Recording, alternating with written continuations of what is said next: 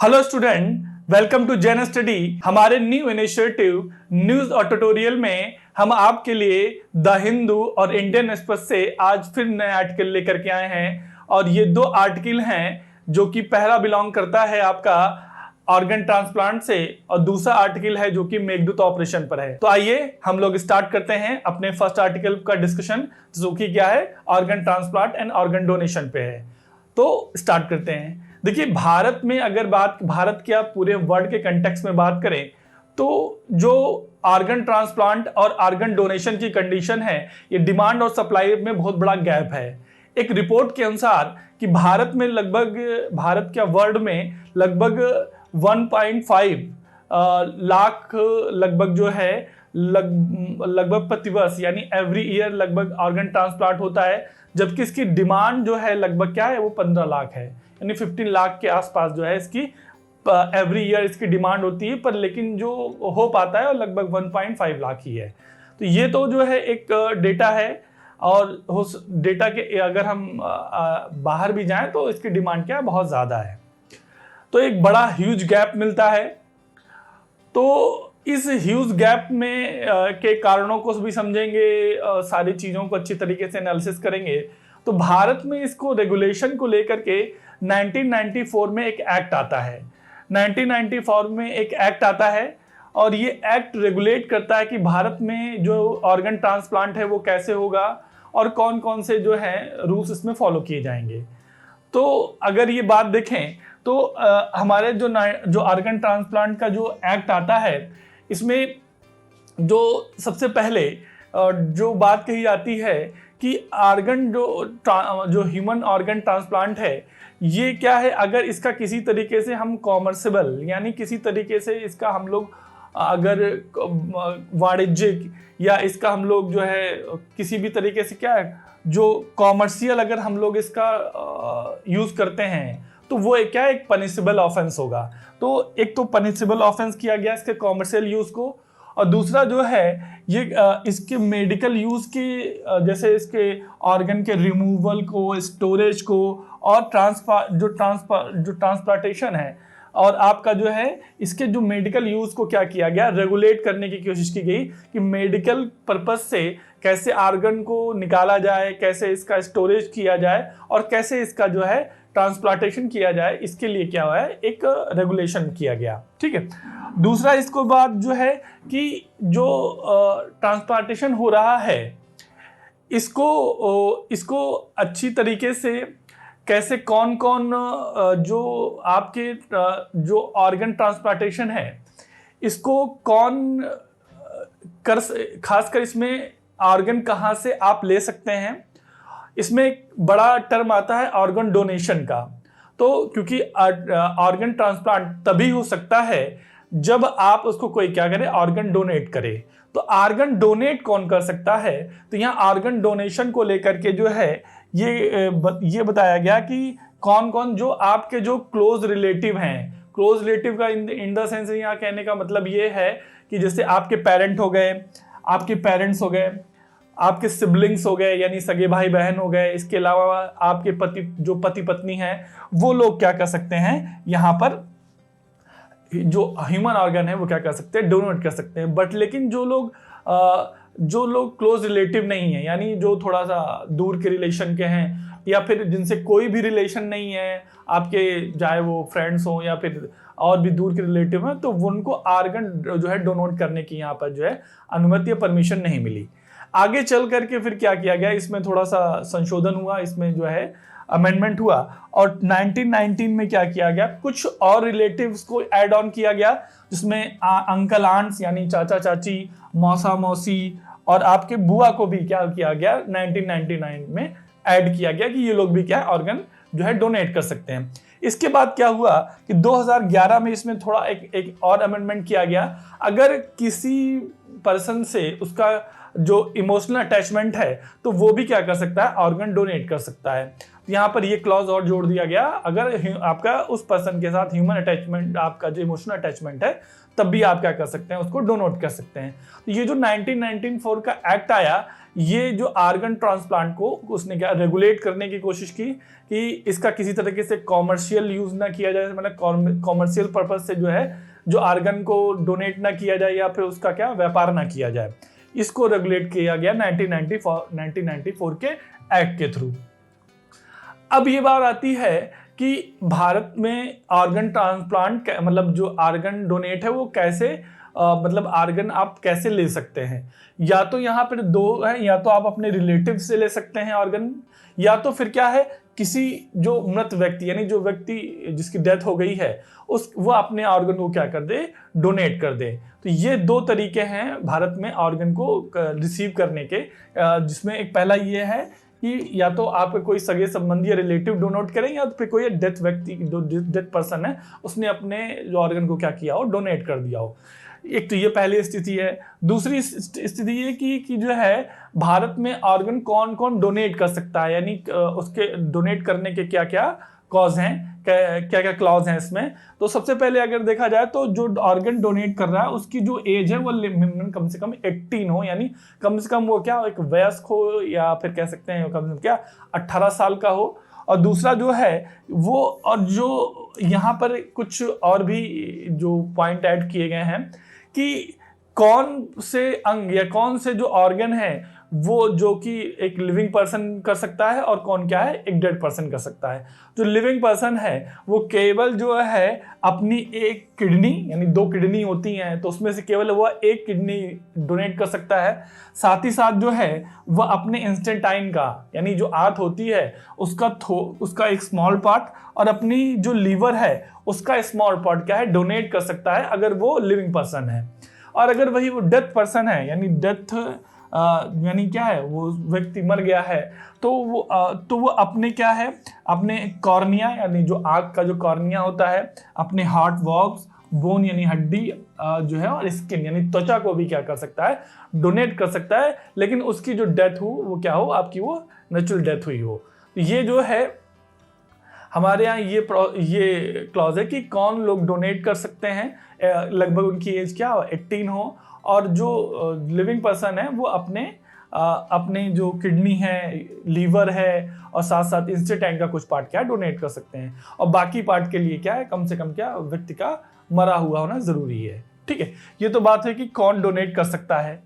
अब बात कर लेते हैं कि भारत में जो डोनेशन की क्या स्थिति है, क्या स्टेज मतलब जो है क्या वर्ल्ड के कंटेक्स्ट में भारत की क्या स्थिति, और करंट सिनेरियो में हम भारत में क्या देखें कितना इसकी डिमांड है और कितनी सप्लाई है।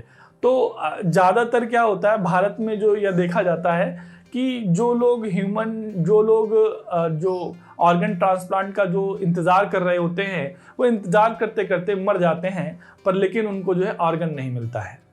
तो यानी कहने का मतलब ये है कि डिमांड इतनी ज़्यादा है और उसके कंटेक्स्ट में उसके रिलेटिव में क्या है बहुत सप्लाई क्या बहुत ज़्यादा कम है, बहुत ज़्यादा लो है, जिसकी वजह से क्या है कि लोग क्या इंतज़ार करते करते क्या है मर जाते हैं, पर लेकिन उनको ऑर्गन नहीं मिलते हैं। एक बड़ा गैप मिलता है, ये एक स्थिति है इंडिया की।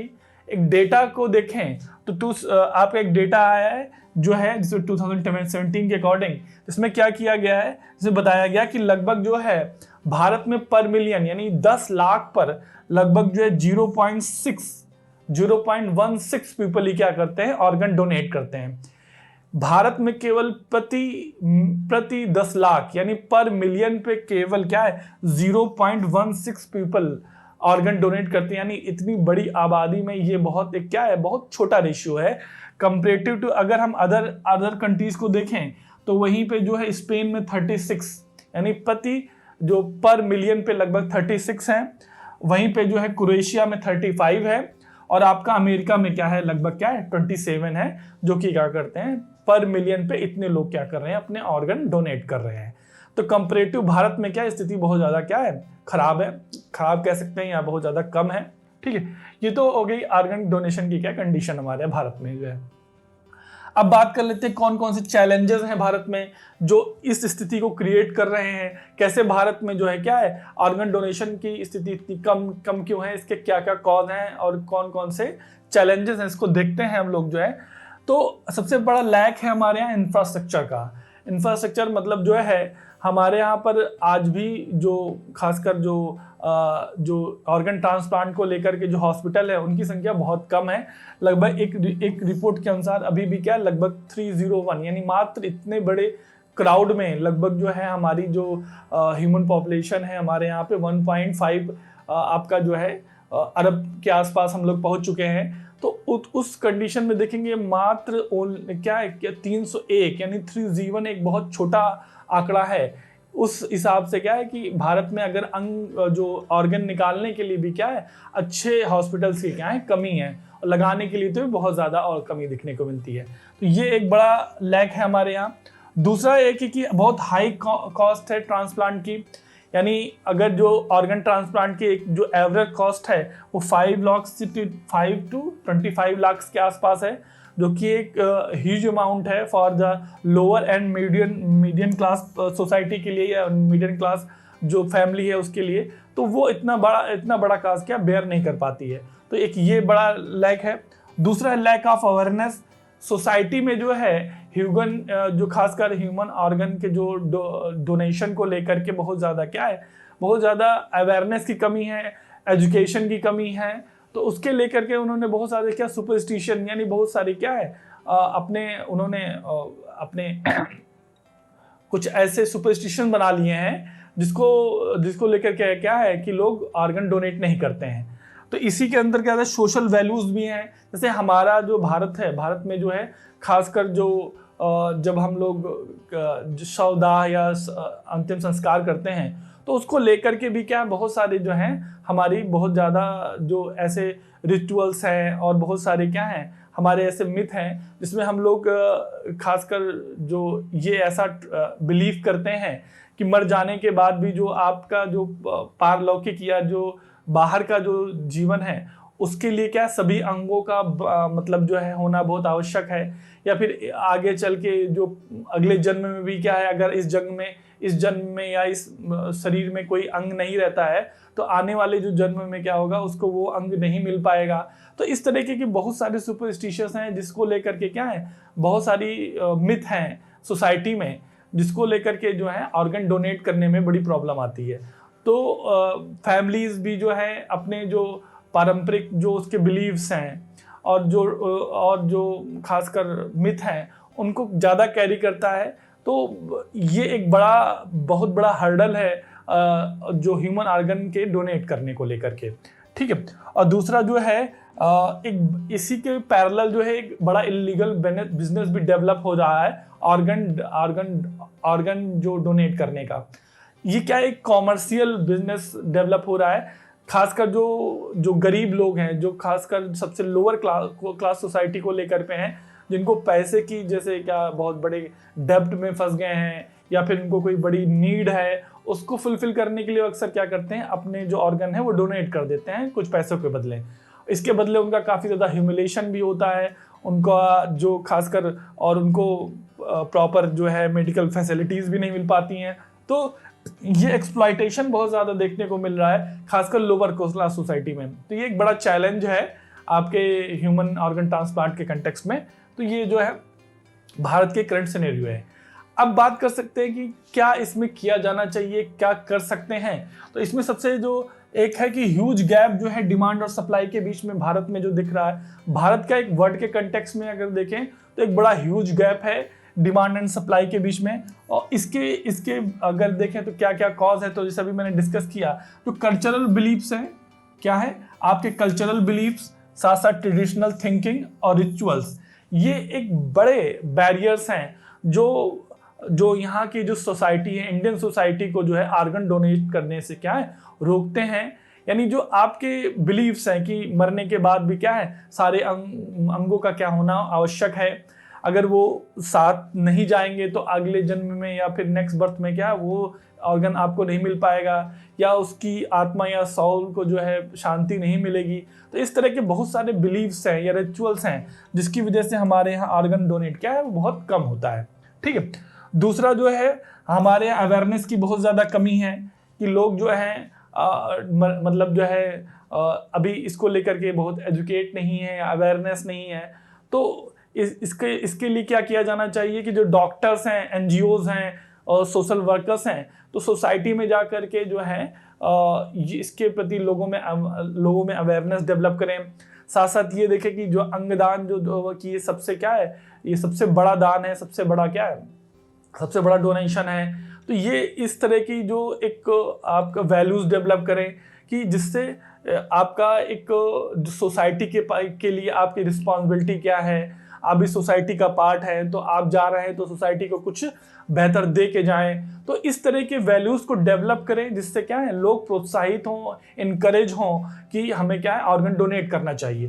तो ये तो एक है कि एक इनिशिएटिव जो है एनजीओज की तरफ से, सोशल वर्क की तरफ से और डॉक्टर की तरफ से लगाना चाहिए। और ये भी बताना चाहिए कि बहुत से क्या इसके जो मेडिकल इम्प्लीकेशंस हैं इनको भी क्या है डॉक्टर्स द्वारा डिस्कस किया जाना चाहिए, जिससे लोगों के बीच में जो डर है ऑर्गन डोनेट करने को लेकर के वो भी क्या है वो कम हो जाए या खत्म हो जाए। तो ये एक ये इनिशिएटिव किए जा सकते हैं। खासकर क्या है गवर्नमेंट द्वारा जो है ऐसे एफर्ट्स किए जाने चाहिए जो खासकर लोअर क्लास की सोसाइटी है ये, या जो सबसे कमजोर या वीकर सेक्शन है, उनको भी जो है ऑर्गन ट्रांसप्लांट की जो सुविधा है वो क्या कर सके, वो मिल सके। यानी जो इसके हॉस्पिटल्स हैं या जो इसके जो इक्विपमेंट्स हैं इनका भी क्या है मतलब इनको हॉस्पिटल में क्या किया जाए, अवेलेबल कराया जाए, फैसिलिटीज इंक्रीज की जाए, जिससे वीकर सेक्शन भी क्या कर सके, इसका बेनिफिट उठा सके और ऑर्गन डोनेट में क्या कर सके, वो पार्टिसिपेट कर सके। तो ये एक इनिशिएटिव करना चाहिए। एक रिपोर्ट आई है कि रिपोर्ट के अकॉर्डिंग भारत में जितनी भी एक्सीडेंटल डेथ होती हैं और उस एक्सीडेंटल डेथ का अगर 5% भी क्या करें वहाँ के उनकी जो फैमिलीज हैं या वो क्या करें ऑर्गन डोनेट कर दें, तो भारत की जो ऑर्गन डिमांड है वो आसानी से क्या है उसको फुलफिल किया जा सकता है।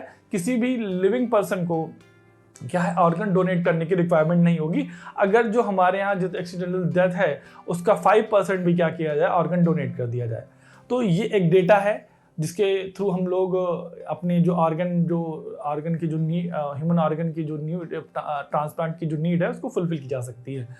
तो अगर पूरे हम लोग होल सिनेरियो में देखें तो भारत में जो ट्रांसप्लांट की सबसे बड़ी जो चैलेंज है ऑर्गन डोनेशन की है।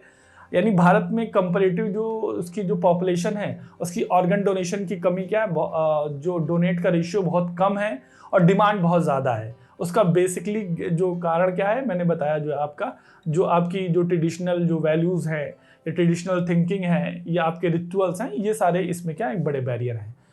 तो आज हम लोगों ने इस ह्यूमन ऑर्गन ट्रांसप्लांट के और डोनेशन के कंटेक्स्ट में डिस्कशन किया। आई होप काफ़ी अच्छे से समझ में आया होगा।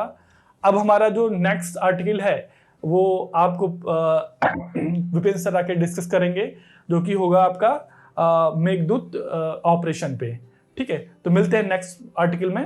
हेलो एवरीवन, आज का हमारा नेक्स्ट एडिटोरियल है ऑपरेशन मेघदूत। हम समझेंगे ऑपरेशन मेघदूत है क्या, क्या क्या इश्यूज हुए इसमें, कौन कौन से एग्रीमेंट साइन हुए, स्ट्रैटेजी की इंपॉर्टेंस समझेंगे। तो आइए स्टार्ट करते हैं। ऑपरेशन मेघदूत है क्या? Operation Meghdoot Indian army launch करती है against Pakistan army to capture Siachen glacier. Siachen glacier यही है जिसका स्ट्रेटेजिक इंपॉर्टेंस बहुत है, अभी हम समझेंगे थोड़ी देर में। इसे कैप्चर करने के लिए इंडियन आर्मी लॉन्च करती है ऑपरेशन मेघदूत। ऑपरेशन मेघदूत समझने से पहले कुछ इशू समझ लेते हैं, जिसके बाद हमको ताकि आसानी हो टॉपिक को तोड़ने में। सियाचिन का मतलब क्या होता है? वहाँ बाल्टी लैंग्वेज बोली जाती है। गिलगिस्तान और बाल्टिस्तान वहाँ पे एरिया है जो तिब्बतन एरिया में बाल्टी लैंग्वेज बोली जाती है। बाल्टी का मतलब होता है लैंड ऑफ रोजेस, जहाँ रोजेस बहुत ज़्यादा पाए जाते हैं उसको बोलते हैं लैंड ऑफ रोजेस। ये सियाचिन ग्लेशियर जो इंडियन आर्मी बिलाई करती है वहाँ पाकिस्तान आर्मी बिलाई करती है 18,000 के फीट पे, लेकिन 20,000 फीट पे थोड़ी उससे हाइट पे इंडिया बिलाई करती है, जो हाईएस्ट बैटल फील्ड भी कहा जाता है ग्लेशियर का। तो कैप्चर इंडिया उसको अभी कैप्चर की है। इशू इमर्ज होता है जब NJ 9842 शिमला एग्रीमेंट होता है 1972 में। जो ये पॉइंट है यहाँ पे NJ ये पॉइंट है, यहाँ तक उनका डिमार्केट कर दिया जाता है कि यहाँ तक जो एरिया है LOC, तभी उन दोनों में एग्रीमेंट हो जाती है। इसी को बोलते हैं शिमला एग्रीमेंट। लेकिन सियाचिन ग्लेशियर के बारे में नहीं जिक्र किया गया।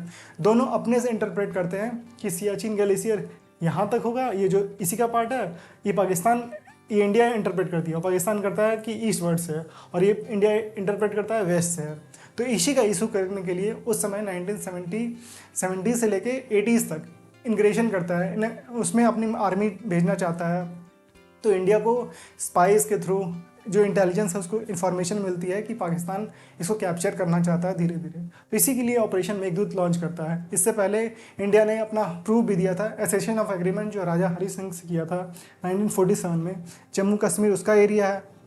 उसी के लिए कराची एग्रीमेंट भी किया था जो सीज फायर वायलेशन यूएन ने कराया था। जो सीज फायर उससे पहले यूएन में इशू चला गया था, इंटरनेशनल इशू बन गया था, कराची एग्रीमेंट से सीज फायर वहाँ पे हो गया, तो ये शांत हो गया था। जब ये 72 में ये पॉइंट आया तो उससे इशू हो गया डेवलप और फिर से चलने लगा। ये 2003 तक चला ये इशू।